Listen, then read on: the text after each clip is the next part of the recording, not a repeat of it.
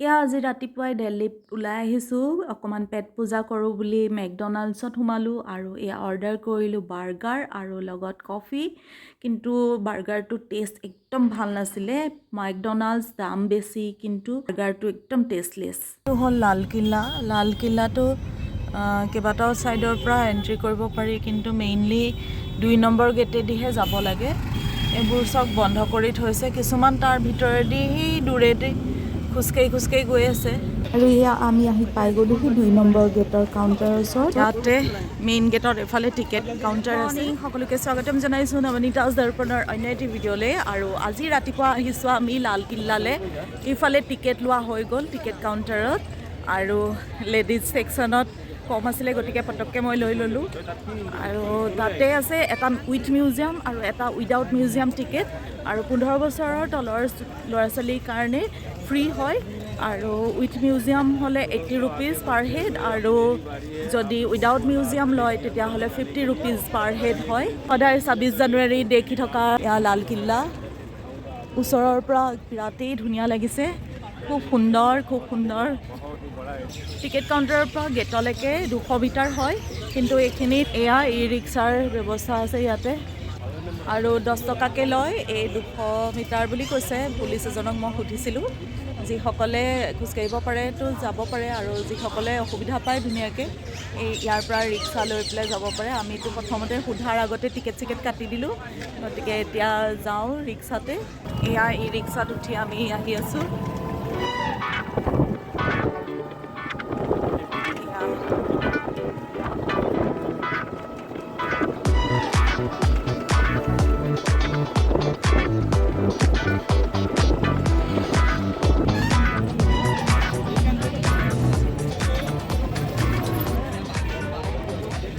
এয়া পালোহি আমি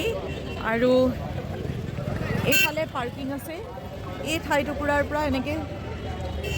মাজেদি পাৰ হৈ পেলাই আহিব পাৰি আৰু এইফালে আগলৈ যাব লাগে এইফালেদি মাজেদিও পাৰ হৈ আহিব পাৰি আৰু এইফালে হ'ল এণ্ট্ৰি ইয়াতো এটা টিকেট কাউণ্টাৰ আছে ইয়াৰ তলতো এটা টিকেট কাউণ্টাৰ আছে এইটো ক্লক ৰুম আৰু টিকেট কাউণ্টাৰ হয় এইফালৰ পৰাও টিকেট লৈ পেলাই ইয়াতে যাব পাৰি এণ্ট্ৰি কৰিব পাৰি ইফালে এণ্ট্ৰি কৰি পেলাই লাইনত ইফালে লেডিজ এফালে জেণ্টছ বেলেগকৈ আমি সোমালোঁ ভিতৰত ছিকিউৰিটি চেকিঙৰ পিছত আৰু সোমাই গছজোপাৰ তলতে ভগৱান মা দুৰ্গাৰ মূৰ্তি আছে আৰু এয়া হ'ল এণ্ট্ৰেঞ্চ ইমান দচক একদম মস্ত ওখ মানে কেইবা মহলাৰ সমান আৰু একদম ৰজাৰ দিনৰ নিৰাপত্তা ব্যৱস্থাৰ প্ৰমাণ এয়াই সোমাওঁতে এইফালে দুফালে দুটা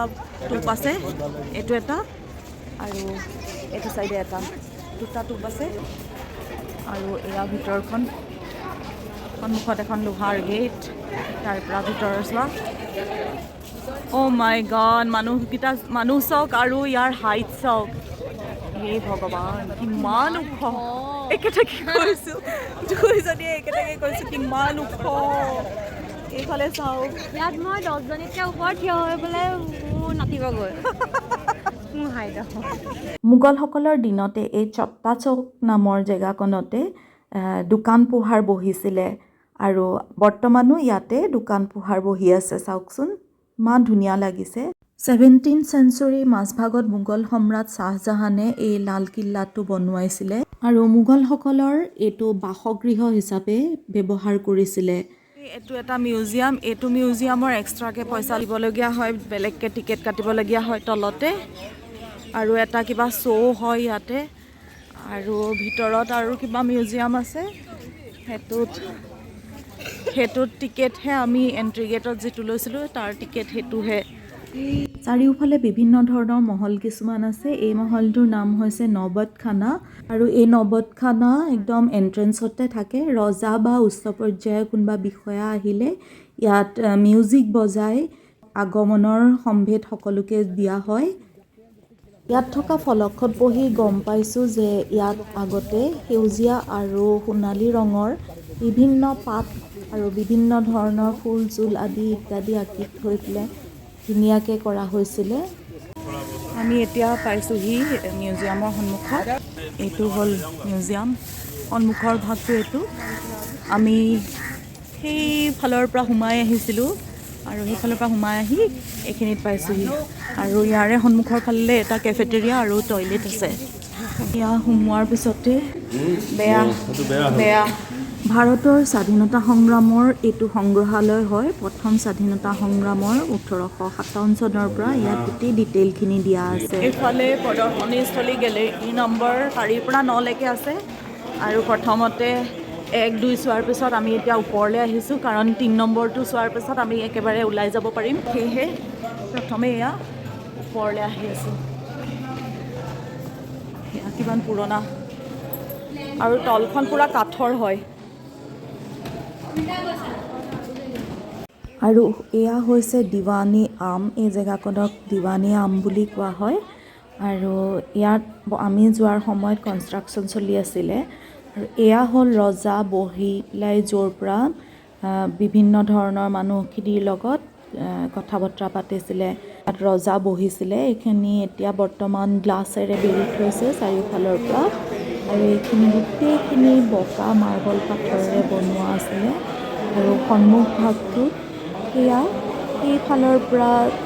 ৰজা বা বিভিন্ন উচ্চ পৰ্যায়ৰ লোকসকল সোমাই আহিছিলে এইটো হৈছে 18 নম্বৰত থকা মুমতাজ মহল এইটো হৈছে ৰংমহল তাৰপিছত এইটো খাস মহল এইটো দিৱানী খাস এইটো হৈছে ৰয়েল বাথ हमाम मतलब रॉयल बाथ फिर गार्डन है हम लोग ये गार्डन है और इसके बगल में ये एटू होल हीरा महल সেইফালে हीरा महल বহুত ডাঙৰ এটা এৰিয়া কভাৰ কৰি আছে আচলতে ইয়াতে বেটাৰী কাৰ বা তেনেকুৱা সুবিধা থাকিব লাগে যাৰ ফলত গোটেই মানুহখিনিয়ে সুন্দৰভাৱে সম্পূৰ্ণ অঞ্চলখিনি চাব পাৰে লাল কিলাৰ পৰা উভতিছোঁ এতিয়া আৰু ভালেই লাগিলে কিন্তু যথেষ্ট খোজকাঢ়িব লাগে বহুত দূৰ খোজকাঢ়িবলগীয়া হয় কাৰণে একদম সময় লৈ আহিব লাগিব আৰু বহুতকেইটা চাবলগীয়া আছে 20টা বস্তু আছে ইয়াতে গতিকে একদম পুৰা সময় লৈ আহিব লাগে অলিগড়ৰ এটা ফেমিলি লগ পালোঁ ভাল লাগিলে অসমীয়া মাথাৰ শুনিয়ে অচিনাকি জেগাত ভাল লাগিলে বহুত ঠিক আছে দাদাই কৈ থকা কথাকেইটা শুনি পেলাই মই উভতি পাতিছোঁ ভাল লাগিলে